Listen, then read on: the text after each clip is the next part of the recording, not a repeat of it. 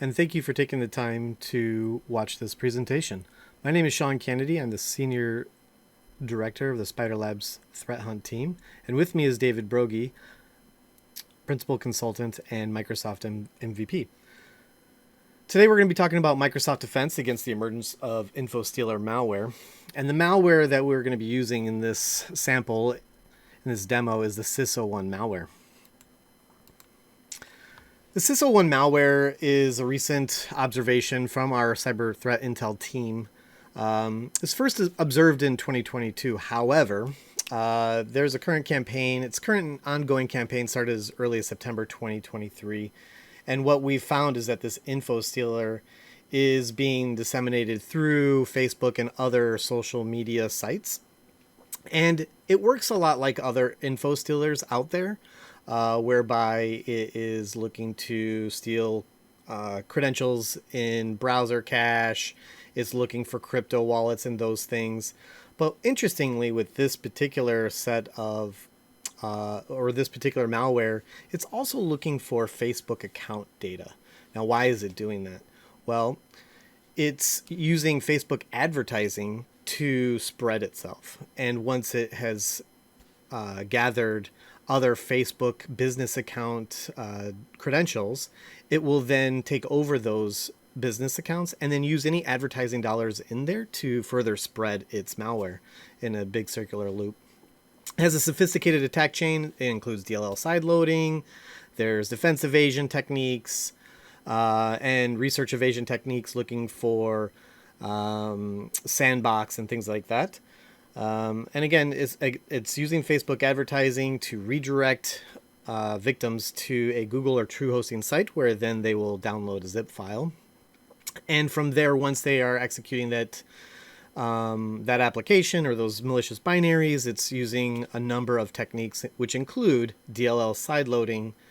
And from there, a PowerShell script will run and eventuate into malware, the actual info stealing malware running on the system. So this is the attack chain at a high level. Again, we start with the Facebook ad, but it can be any sort of social media. It could be through YouTube, LinkedIn, anywhere really.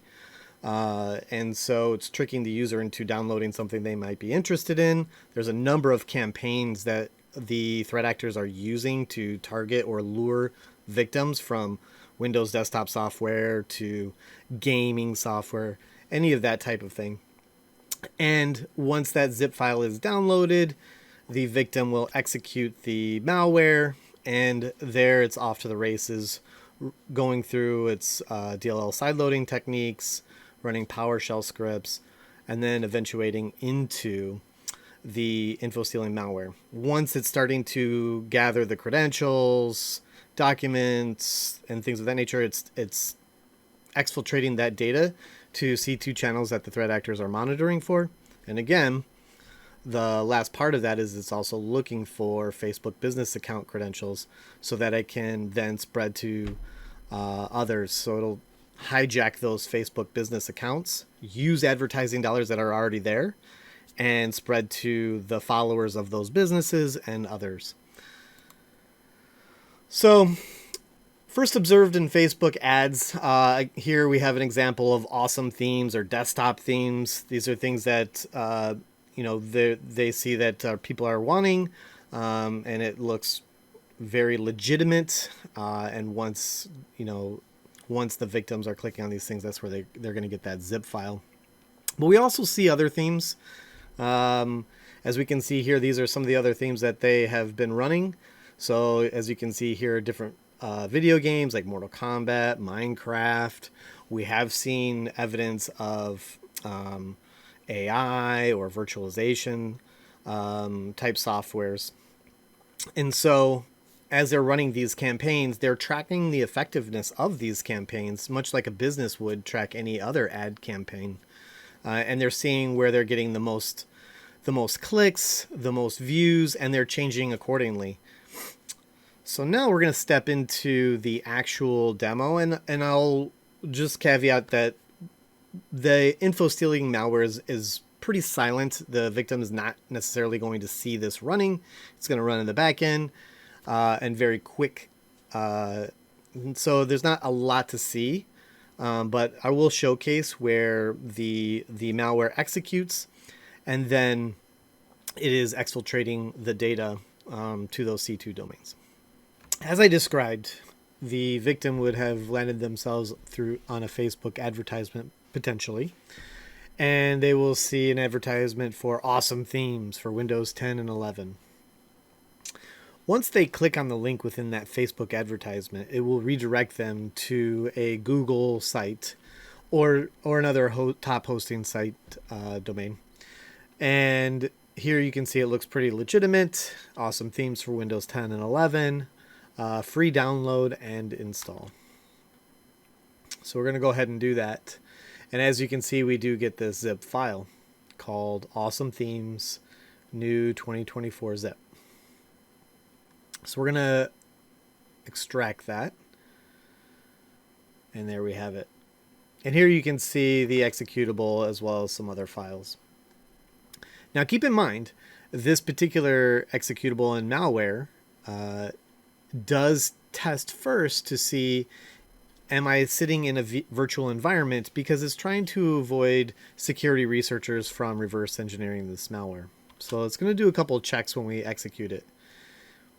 If it detects that there is a virtual environment, it will just execute normally, and you'll get the legitimate binary of awesome themes. So loaded here in the bottom left corner is zone list. This is the check that it's doing to determine if there is VMware type drivers, right? So it's looking for GPU status to see if it detects that it's in a VMware. So we're going to go ahead and run this. We are in a sandbox environment, and you'll see soon that it will just install normally. It will not actually deploy any malware at all. And so this is a way it's going to protect itself and masquerade itself, just in case some security researchers are out there looking for it. So there you see, it's legitimate. So we're going to trick it now. We're actually going to change the zone list file and put in here VMware.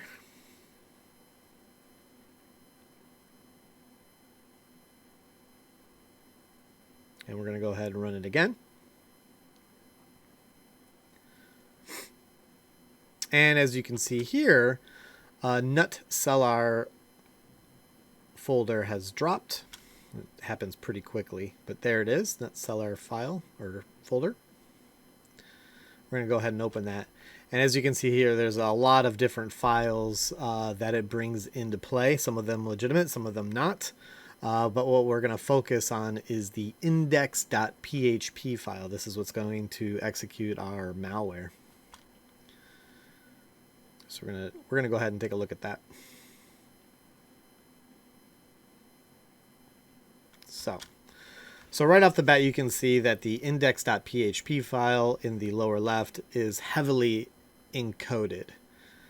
And so what we're going to do, since this is a heavily encoded file, we're going to take one of the later versions of this awesome themes, this sys01 2.6.2. And it's basically a newer version, and it's a little bit prettier to look at, but it works exactly the same.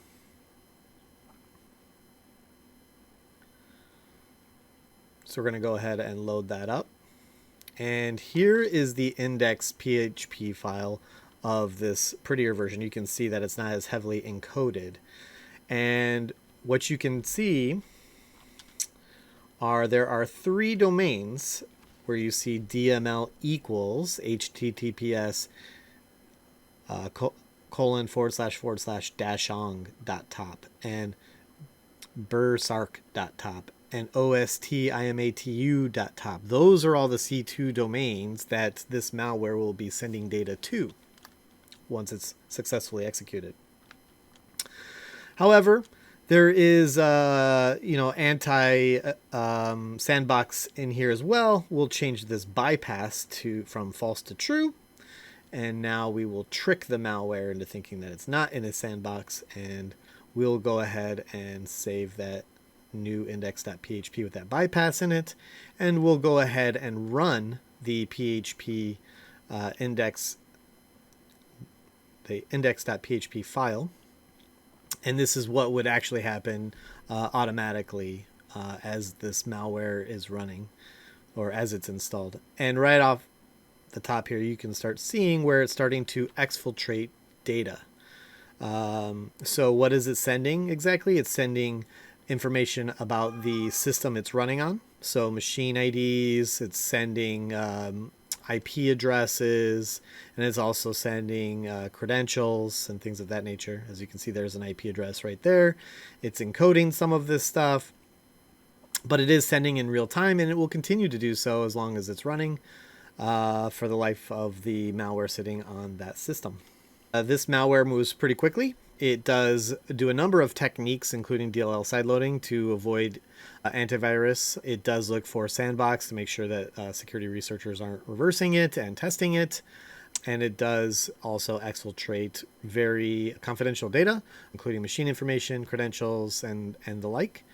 And also looking to steal those Facebook credentials to then further take over other business accounts and keep spreading this malware to other victims. So now we'll segue to David Broggy, and he'll walk us through best practice in using Microsoft's technologies to protect against the emergence of infostealer malware, such as sys01. Take it away, David. Thanks for that overview, Shawn, of the sys01 malware exploit. We're going to take a look at a few features using Microsoft security defense tools on how we can detect and block typical malware such as sys01. If we log into the Microsoft Defender security portal using the security.microsoft.com URL, we have a number of tools on the left-hand side here we can use to perform such an investigation. At the top, if we start at the incidents and alerts section, we see we have a few alerts here, such as malware detected in a zip archive and an executable file loaded, an unexpected DLL file. So this one here actually relates to the sys01 malware that was executed on this PC. And you can see it was hiding as an Adobe Photoshop executable, but within it, there was a simple shared.wpf DLL file that was detected as malware. When we select that within the investigation, we can see additional details on the right-hand side. In addition, this particular Microsoft portal has Security Copilot installed and is showing additional information on the right-hand side of the investigation right here.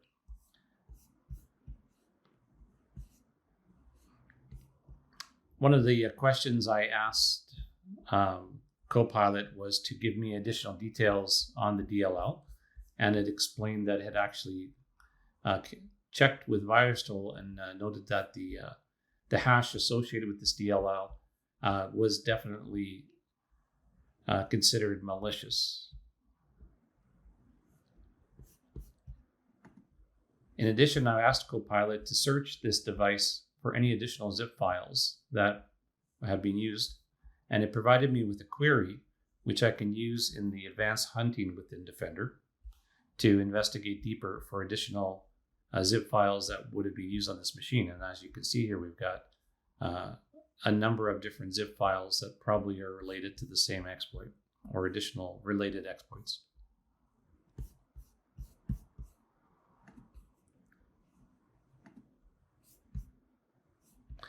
In addition to using Defender Portal for investigating and Copilot for going deeper on the file analysis, we have additional tools within the Defender Portal, such as a built-in threat intelligence feed, which was actually used by Security Copilot for performing the threat intelligence analysis.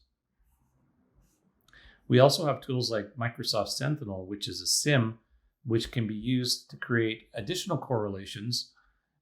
Once you're educated on the actual detection profile, we could create additional correlations, such as If there is malware detected and this user's machine or any machine has gone to Facebook within the last hour, those two correlations might be related directly to what we've heard Shawn talk about with the SysOwen malware. We could also use additional tools such as Defender for Cloud Apps for monitoring the web traffic leaving this machine and going to Facebook for additional investigations.